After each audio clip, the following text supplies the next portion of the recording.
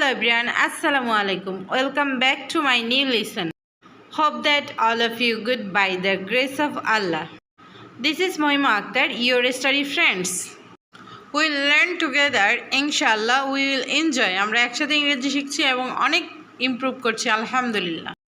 Today I would like to share how to use no sooner had and as soon as.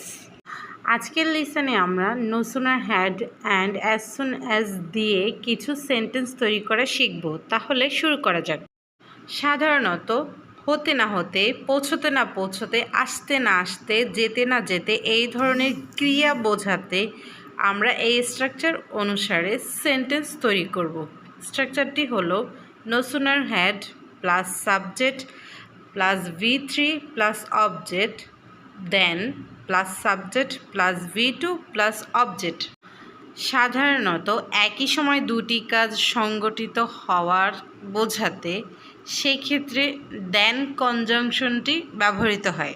এখানে V3 হওয়ার কারণ had রয়েছে।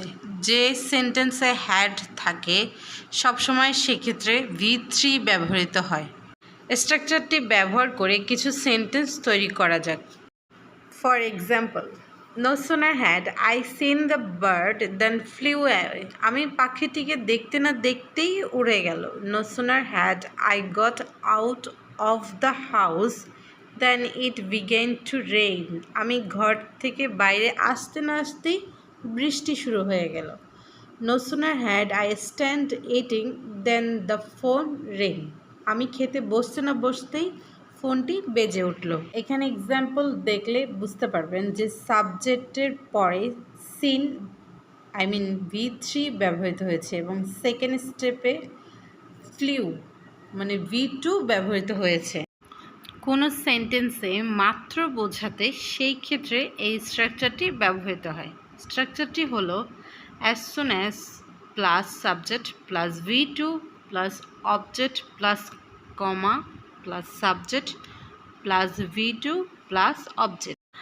As soon as the baby saw its mother, it cried out. মাকে দেখা মাত্রই শিশুটি কেঁদে উঠল।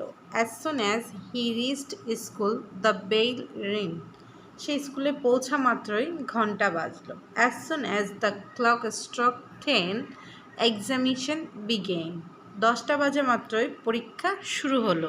এখানে সাবজেক্টের পরে V2 ব্যবহৃত হয়েছে এবং সেকেন্ড স্টেপেও সাবজেক্টের পরে V2 ব্যবহৃত হয়েছে।